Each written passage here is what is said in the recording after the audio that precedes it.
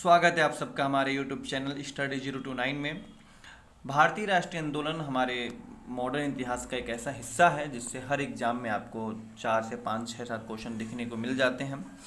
तो आज के वीडियो में हम लोग बात करेंगे भारतीय राष्ट्रीय आंदोलन से संबंधित कुछ इंपॉर्टेंट क्वेश्चन और उसका आंसर भी।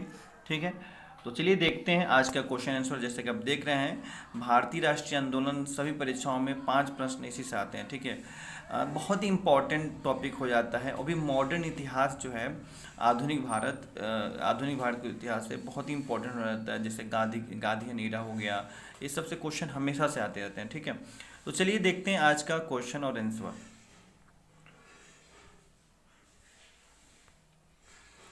आप सबके सामने पहला जो क्वेश्चन है हिस्ट्री से है। जैसे कि आप देख रहे हैं, भारत के स्वतंत्रता संग्राम के दौरान घटी निम्नलिखित घटनाओं पर विचार कीजिए। ठीक है, तो आप लोग बहुत पढ़ चुके हैं, तो इसको जल्दी से लगाइए। कौन सा इसका आंसर होगा? इसका आंसर जो होगा वो होगा बी, बिकॉज 1909 में मांटो मार्लो सुधार आया था। 1919 में मॉन्टेग्यू चेम्सफोर्ड आया था। चौरी हिंसा जो होता, चौरा जो हिंसा हुआ था वह आपको पता ही होगा कि 1922 में हुआ था। और दांडी यात्रा जो है 1930 में हुई थी। ठीक है, 12 मार्च 1930 को हुई थी। तो इसलिए जो इसका क्रम बैठ रहा है 2, 4, 1, 3 अर्थात बी सही होगा। ठीक है, नेक्स्ट देखते हैं हम लोग क्वेश्चन। सन 1931 में कांग्रेस के कराची अधिवेशन में मूल अधिकारों पर प्रस्ताव का प्रारूप निम्नलिखित में से किसने बनाया था? तो यह प्रारूप बनाया था पंडित नेहरू ने। और 1931 में जो कांग्रेस का कराची अधिवेशन हो रहा था उसका अध्यक्षता कौन कर रहा था? सरदार वल्लभ भाई पटेल ने। ठीक है, तो इसका आंसर होगा बी। यहाँ पे आपको 2 कथन दिए हुए हैं, आपको बताना है कौन सा कथन सही है। तो दोस्तों मैं बता दूं, इसमें दोनों ही कथन गलत है। क्योंकि गलत है क्योंकि शिमला सम्मेलन जो है 1945 के टाइम पे लॉर्ड बेबल के द्वारा करवाया गया था। उस टाइम भारत के गवर्नर जो है लॉर्ड बेबल थे। और भारतीय नौसेना का विद्रोह था 1946 में हुआ था। ठीक है, तो इसलिए इसका जो है क्वेश्चन डी होगा सही। ठीक है, न तो 1 सही है न तो 2 सही है। नेक्स्ट क्वेश्चन देखते हैं हम लोग। यहाँ पे फिर से घटना दी गई है, आपको बताना है कि कौन सा क्रम सही है। तो ये भी बहुत आसान है। अगर आप पढ़े हैं थोड़ा से मॉडर्न इतिहास तो आपको पता चल जाएगा। 1914 में कामागट मारू घटना हुआ था। ठीक है, उसके बाद 1915 में महात्मा गांधी, 9 जनवरी 1915 को महात्मा गांधी आए थे। 9 जनवरी को हम लोग इंडिया में प्रवासी भारतीय दिवस के रूप में मनाया जाता है। तिलक का होम रूल लीग की स्थापना जो है 1916 में हुई थी। तो इसका जो आंसर होगा क्या? 2, 3 और 1। तो इसका आंसर हो जाएगा डी, 2, 3, 1। नेक्स्ट देखते हैं क्वेश्चन। 1927 में ईस्वी के साइमन कमीशन का बहिष्कार किया गया। क्यों किया गया भाई? तो साइमन गो बैक के नारे लगाए गए। लाला लाजपत राय की मृत्यु भी हो गई इस आंदोलन में। ठीक है, तो कहने का मतलब इस आंदोलन का तो आप लोग पढ़े ही हैं। अगर थोड़ा सा नहीं पढ़े तो मैं आपको बता दूं, 1919 का जो भारत में मॉन्टेग्यू चेम्सफोर्ड अधिनियम आया था, उसमें यह बताया था कि इस अधिनियम को एक कैसा भारत में परफॉर्म कर रहा है, इसका परीक्षण करने के लिए, इसकी जांच पड़ताल करने के लिए 10 साल बाद जो है कि ब्रिटिश सरकार फिर से एक कमीशन बनाकर भेजेगी। तो 10 साल पहले ही, मतलब कह सकते हैं कि 2 साल पहले ही 1927 में, नवंबर 1927 में वहाँ से जो है कि गठित की गई। जॉन साइमन इसकी अध्यक्षता कर रहे थे। ठीक है, और इसमें 7 जो है कि मेंबर थे, वो 7 मेंबर विदेशी थे अर्थात गोरे थे। इसलिए इस कमीशन को वाइट मैन कमीशन भी कहा गया। इसमें कोई भी भारतीय नहीं था।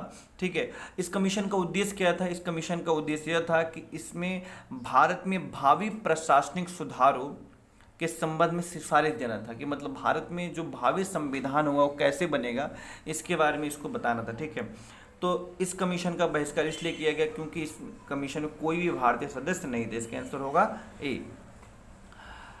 देखिए फिर से घटना है यहाँ पे। अगस्त प्रस्ताव 1940 में हुआ था। भारत छोड़ो आंदोलन 1942 में हुआ था।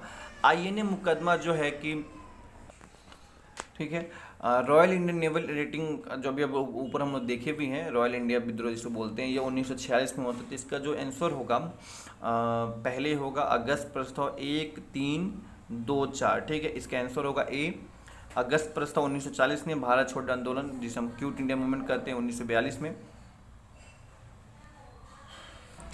नेक्स्ट देखते हैं क्वेश्चन। कैबिनेट मिशन योजना के विषय में निम्नलिखित में से कौन सा विकल्प सही नहीं है? आप सबको पता है कैबिनेट मिशन 1946 में आया था, और कैबिनेट मिशन की इतनी अच्छी विशेषता है कि इसी मिशन के अनुसार भारत में संविधान सभा का गठन किया गया और जिसके बाद से हमारा संविधान लिखा गया। ठीक है, तो इसका जो है कि मतलब मैं बता दूं इसमें से कौन सा सही नहीं, तो यह पाकिस्तान की स्वीकृति नहीं करता है, इसने पाकिस्तान की स्वीकृति नहीं दी थी। ठीक है, इसने बाकी तीनों ही कथन इसका सही है, पर इसने पाकिस्तान की स्वीकृति नहीं दी थी। पाकिस्तान की स्वीकृति जब 1947 में कानून बनाया गया था लॉर्ड माउंटबेटन के माध्यम से, तो उसमें पाकिस्तान की स्वीकृति दी गई थी, न कि कैबिनेट मिशन के द्वारा। ठीक है, तो इसका आंसर जो है सी होगा। नेक्स्ट देखते हैं, असहयोग आंदोलन के फलस्वरूप क्या हुआ? ठीक है, तो इसका जो फलस्वरूप मतलब इसका जो रिजल्ट निकला, इसका रिजल्ट ये निकला कि हिंदू मुस्लिम एकता में वृद्धि हुई, जनता के मन से ब्रिटिश शक्ति का भय हट गया। इसके आंसर होगा बी। नेक्स्ट देखते हैं, भारत की स्वतंत्रता प्राप्ति के बाद निम्नलिखित में से किसने सुझाव दिया था कि भारतीय राष्ट्रीय कांग्रेस को समाप्त कर देना चाहिए? तो यह सुझाव महात्मा गांधी ने कहा था कि अब कांग्रेस का काम खत्म हो गया, अब इसे खत्म कर दिया जाए। ठीक है, नेक्स्ट देखते हैं, बी आर अम्बेडकर और महात्मा गांधी के मध्य सन 1932 में हस्ताक्षरित पूना समझौता में प्रावधान था, क्या था? तो जो बी आर अम्बेडकर और महात्मा गांधी के मध्य पूना समझौता, पूना पैक्ट हुआ था, उसमें एक व्यवस्था यह थी कि हरिजनों के लिए आरक्षण सहित संयुक्त निर्वाचन क्षेत्र दिया जाए। ठीक है, संयुक्त निर्वाचन क्षेत्र दिया जाए, तो इसका जो आंसर होगा डी होगा। नेक्स्ट क्वेश्चन देखते हैं हम लोग, भारतीय राष्ट्रीय कांग्रेस की स्थापना कब हुई थी? बहुत आसान है, 1885 में हुई थी। भारतीय राष्ट्रीय कांग्रेस प्रथम अधिवेशन में कितने प्रतिनिधियों ने भाग लिया था? तो 72। ये सब रेलवे में ऐसे क्वेश्चन पूछे जाते हैं, याद रखिएगा। 72 प्रतिनिधियों ने भाग लिया था। भारतीय राष्ट्रीय कांग्रेस का प्रथम अधिवेशन कहाँ हुआ था? सबको पता है, मुंबई में हुआ था। ठीक है, भारतीय राष्ट्रीय कांग्रेस के पहले अध्यक्ष कौन थे? WC बनर्जी, WMS चंद्र बनर्जी थे। भारतीय राष्ट्रीय कांग्रेस के 1885 महासचिव कौन था? तो यह थे A.O. ह्यूम, एलन ऑक्टोबियन ह्यूम इनका नाम था। यह कहीं ना कहीं इनको कांग्रेस का फाउंडिंग फादर भी माना जाता है, A.O. ह्यूम को। नेक्स्ट देखते हैं हम लोग क्वेश्चन, भारतीय राष्ट्रीय कांग्रेस की स्थापना इस समय भारत का वायसराय कौन था? तो लॉर्ड डफरिन थे। भारतीय राष्ट्रीय कांग्रेस के सर्वप्रथम मुस्लिम अध्यक्ष कौन थे? तो बदरुद्दीन तैयबजी थे। नेक्स्ट देखते हैं, भारतीय राष्ट्रीय कांग्रेस का प्रथम निर्वाचित यूरोपीय अध्यक्ष, जिसे हम विदेशी बोल सकते हैं, तो जो कांग्रेस का चौथा अधिवेशन इलाहाबाद में हो रहा था 1888 में, तो उसमें जॉर्ज यूले को इसका अध्यक्ष बनाया गया था, और यह जॉर्ज यूले पहले अंग्रेजी अध्यक्ष थे। ठीक है, अब बदरुद्दीन तैयबजी जो कांग्रेस का तीसरा अधिवेशन हो रहा था 1887 में मद्रास में, तो उसके मुस्लिम अध्यक्ष बनाए गए थे। तो पहले मुस्लिम अध्यक्ष बदरुद्दीन तैयबजी, अब पहले अंग्रेजी अध्यक्ष अगर पूछा जाए तो जॉर्ज यूले। ठीक है, यह थे कब? यह थे 1887 में, और यह थे 1888 में। यह कहाँ थे? यह थे इलाहाबाद में, और यह थे मद्रास में, याद रखिएगा। नेक्स्ट देखते हैं, वर्ष 1938 के लिए भारतीय राष्ट्रीय कांग्रेस का अध्यक्ष किसे चुना गया था? तो इसे चुना गया था किसे भाई? सुभाष चंद्र बोस को चुना गया था। यह अधिवेशन जो हो रहा था, यह गुजरात के हरिपुरा में हो रहा था। 1938 का कांग्रेस का जो है कि अधिवेशन। ध्यान देने वाली बात तो यह है कि इसी अधिवेशन में जवाहरलाल नेहरू ने राष्ट्रीय नियोजन समिति, नेशनल प्लानिंग कमेटी को की एक ड्राफ्ट पेश की थी, जिसके बाद नेशनल प्लानिंग कमीशन बनाया गया, और जो कि 2015 में नेशनल प्लानिंग कमीशन को नीति आयोग में बदल दिया गया। ठीक है, तो सुभाष चंद्र बोस अध्यक्षता कर रहे थे 1938 के भारतीय राष्ट्रीय कांग्रेस की, और इसी अधिवेशन में जवाहरलाल नेहरू ने राष्ट्रीय नियोजन समिति की ड्राफ्ट पेश किया था। ठीक है, कई बार ये भी क्वेश्चन पूछता है कि सुभाष चंद्र बोस सबसे पहले कांग्रेस के किस अधिवेशन की अध्यक्षता किए थे? तो 1938 के गुजरात के हरिपुरा अधिवेशन में। ठीक है, नेक्स्ट देखते हैं क्वेश्चन, निम्नलिखित में से कौन लगातार 6 वर्ष तक भारतीय राष्ट्रीय कांग्रेस का अध्यक्ष रहा? तो ये रहे अबुल कलाम आजाद। ध्यान देने वाली बात तो ये है, अबुल कलाम आजाद को सबसे युवा कांग्रेस का अध्यक्ष माना जाता है और यह 1940 से लेकर 1945 तक जो है कि कांग्रेस की अध्यक्षता की थी, इसलिए यह लगातार 6 वर्ष तक अध्यक्षता किए थे। ये बात आप याद रखेंगे, अबुल कलाम आज़ाद। नेक्स्ट क्वेश्चन देखते हैं हम लोग। जनगण मन पहली बार किस अवसर पर गाई गई थी? ये बहुत ही आसान क्वेश्चन है, आई होप आपको अच्छी तरह से पता होगा इसके बारे में। तो जो इसका आंसर होगा 1911, भारतीय राष्ट्रीय कांग्रेस का अधिवेशन जो 1911 था उसमें जो है कि जनगण मन को गाया गया था। और आपको पता है कि रविन्द्रनाथ टैगोर ने इसे लिखा था, 52 सेकंड में गाया जाता है। और 24 जनवरी 1950 को इसे भारतीय संविधान सभा द्वारा राष्ट्रीय गीत के रूप में, राष्ट्रीय गान के रूप में स्वीकृति दी गई थी। आप हमें बताइए, जो राष्ट्रीय गीत वंदे मातरम है, इसे किस अधिवेशन में सबसे पहली बार गाया गया था कांग्रेस के? नेक्स्ट देखते हैं हम लोग क्वेश्चन। निम्नलिखित में से किस आंदोलन के कारण भारतीय राष्ट्रीय कांग्रेस का विभाजन हुआ, जिसके परिणाम स्वरूप नरम दल और गरम दल का उद्भव हुआ? तो यह था स्वदेशी आंदोलन। ठीक है, स्वदेशी आंदोलन जो भारत में चल रहा था, मैं आपको बता दूं स्वदेशी आंदोलन के समय भारत का जो गवर्नर जनरल था वह कौन था? जो है कि वह था लॉर्ड, जिसको हम लोग जानते हैं लॉर्ड कर्जन था। इसके साथ साथ मैं एक चीज़ और आपको बता दूं, स्वदेशी आंदोलन जो है भारत में 7 अगस्त 1905 से कलकत्ता इस टाउन हॉल में बैठक के दौरान स्वदेशी आंदोलन की शुरुआत की गई थी। स्वदेशी आंदोलन की सबसे अच्छी बात यह थी कि भारत में अंग्रेजों द्वारा बनाए गए जो भी चीज़ थी, जो भी सामान थी, कपड़े से लेकर सब चीज़ का क्या किया गया? बहिष्कार किया गया, तोड़ा गया। ठीक है, मतलब जला दिया गया। इसके साथ साथ जो है कि 19 जुलाई 1905 में बंगाल विभाजन भी हुआ। अच्छा, स्वदेशी आंदोलन का जो मतलब जो व्यवस्था थी, स्वदेशी आंदोलन शुरुआत इसलिए हुआ था क्योंकि बंगाल का विभाजन जुलाई 1905 में ब्रिटिश सरकार ने घोषणा कर दी। ठीक है, और 16 अक्टूबर 1905 को बंगाल का विभाजन कर दिया। तो इसीलिए लॉर्ड कर्जन पे सब लोग जो है कि अपनी गुस्सा दिखाने के लिए स्वदेशी वस्तुओं का उपयोग किया और विदेशी वस्तुओं को जलाना शुरुआत की। ठीक है, तो 7 अगस्त 1905 को स्वदेशी आंदोलन की शुरुआत हुई। और स्वदेशी आंदोलन की शुरुआत में नरम दल और गरम दल जो है कि कहीं ना कहीं इनका एक उद्भव हुआ। ठीक है, आगे देखते हैं नेक्स्ट क्वेश्चन। भारतीय राष्ट्रीय कांग्रेस को किसने भीख मांगने वाली संस्था किया? सोच सकते हैं इतना कड़ा शब्द, इतना कठोर शब्द किसने उपयोग किया होगा? तो यह है अरविंद घोष ने। अरविंद घोष ने इंडियन नेशनल कांग्रेस को भीख मांगने वाली संस्था कहा था। अब उन्होंने क्यों कहा था आप समझ सकते होंगे। भारतीय राष्ट्रीय आंदोलन गर्मपंथियों के प्रभावाधीन आया, कब आया? तो 1906 के बाद आया। मतलब जो स्वदेशी आंदोलन था उसके बाद से अब जो कांग्रेस में गरम दल और नरम दल, तो नरम दल की जो व्यवस्था थी कहीं ना कहीं खत्म होने लगी, उनकी जो प्रभाव थी खत्म होने लगी। अब जो है कि गरमपंथी गरम दल जो थे, जैसे उसमें लाला लाजपत राय थे, बाल गंगाधर तिलक थे, बिपिन चंद्रपाल थे, तो इन सब का जो प्रभाव था राष्ट्रीय नेशनल कांग्रेस पे दिखने लगा। ठीक है, नेक्स्ट देखते हैं हम लोग।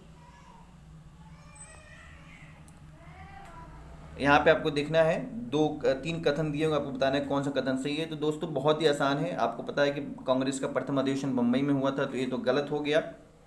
ठीक है, बाकी ये दोनों ही सही है, तो इसका आंसर जो होगा सी होगा, 2 और 3। ठीक है, नेक्स्ट देखते हैं। निम्नलिखित में से कौन सा एक सही है?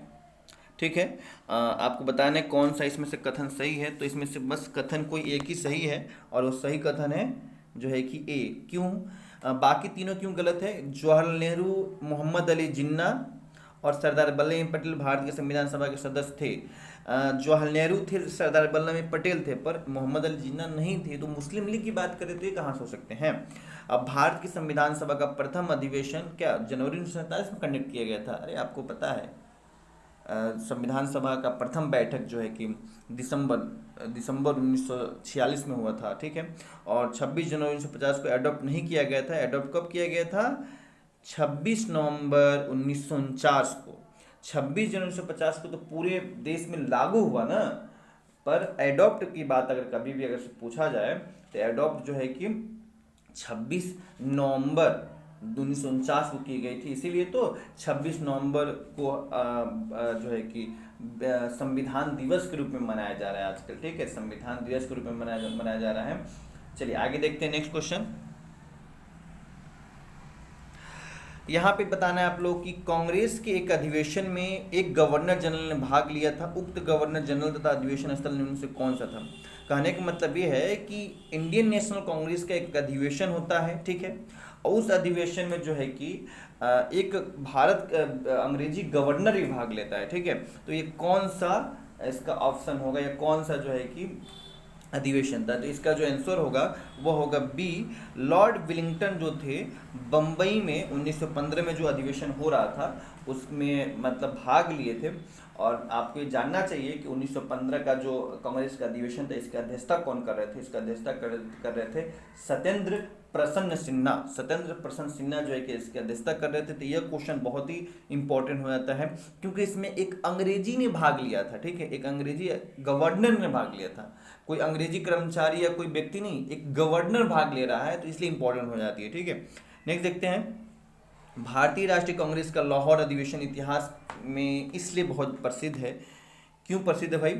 तो 1929 में जो लाहौर में अधिवेशन होता है इसलिए इम्पोर्टेंट हो जाता है क्योंकि जवाहरलाल नेहरू ने पूर्ण स्वराज की मांग की एक संकल्प पारित की थी, ठीक है।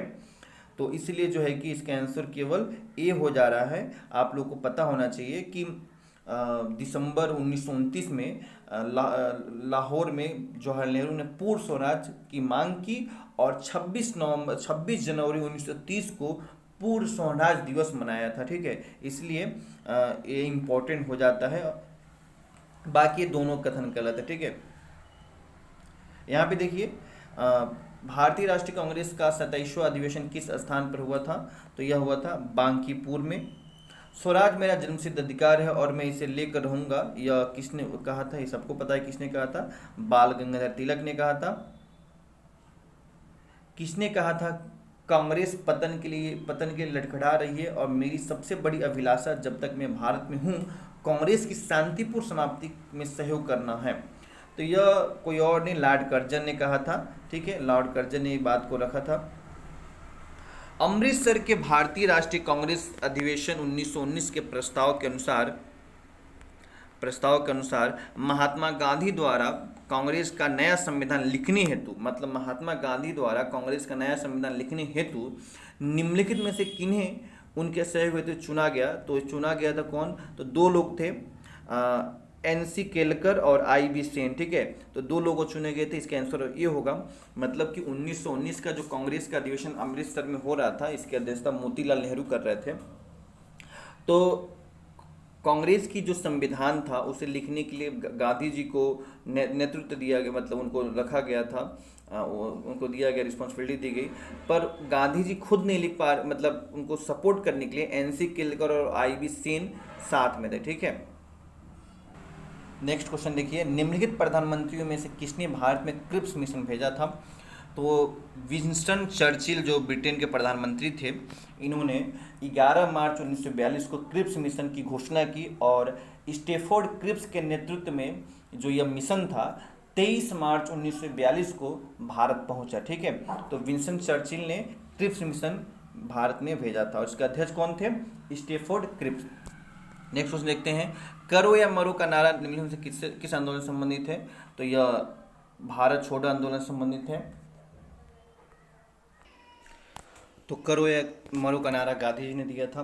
भारत छोड़ो आंदोलन 1942 में जो हुआ था, क्विट इंडिया मूवमेंट, इसमें आप देख सकते हैं, ठीक है। तो इसका आंसर होगा भारत छोड़ो आंदोलन। नेक्स्ट देखते हैं, स्वदेशी आंदोलन के प्रारंभ का तत्कालीन कारण क्या था? स्वदेशी मूवमेंट का प्रारंभ तत्कालीन कारण बस एक ही था, क्योंकि लॉर्ड कर्जन द्वारा किया गया बंगाल विभाजन, हम ऊपर भी देख चुके हैं। नेक्स्ट देखते हैं, यहाँ पे दो कथन दिया हुआ है, आपको बताना है कौन सा कथन सही है। तो इसका जो आंसर होगा ए होगा, क्योंकि ए और आर दोनों सही हैं और ए आर के सही स्पष्टीकरण कर। कैसे? 1905 में बंगाल के विभाजन से भारतीय स्वतंत्रता आंदोलन में निर्मदलियों की भूमिका समाप्त हो गई, ये सही है। भारतीय राष्ट्रीय कांग्रेस के सूरत अधिवेशन जो 1907 में हुआ था ने गर्मदलियों और नर्मदलियों को पृथक कर दिया, ठीक है। तो इसके लिए इसका आंसर है ए होगा। नेक्स्ट देखते हैं हम लोग क्वेश्चन, निम्नलिखित में से किसने भारत के अंग्रेजी उपन्यास किसने भारत के अंग्रेजी उपनिवेशी नियंत्रण की आलोचना में अन ब्रिटिश पदावली का उपयोग किया?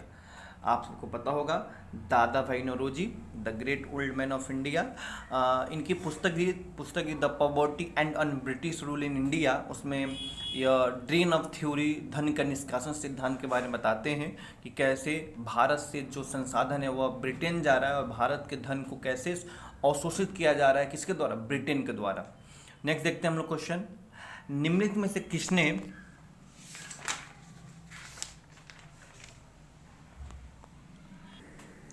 तो निम्नलिखित में से कौन सा एक जर्नल अबुल कलाम आज़ाद द्वारा प्रकाशित है? तो केवल इसका जो आंसर होगा अल हिलाल होगा। अल हिलाल, फिर से इन्होंने एक बुक लिखा, फ्रीडम, इंडिया मीन्स फ्रीडम भी इनके द्वारा लिखा गया है। कॉमरेड जो है कि मोहम्मद अली द्वारा लिखा गया है। द इंडियन सोशलिस्ट जो है श्याम जी कृष्ण वर्मा द्वारा लिखा गया। तो इसका आंसर जो होगा वह केवल ये होगा, अल हिलाल। ठीक है, नेक्स्ट क्वेश्चन देखते हैं हम लोग, भगत सिंह, सुखदेव और राजगुरु को किस वाद में फांसी की सजा सुनाई गई थी? तो यह था लाहौर षड्यंत्र केस। ठीक है, और आपको ही पता होगा कि इनके याद में हम लोग जो है कि शहीद दिवस के रूप में मनाया जाता है, इन तीनों के याद में।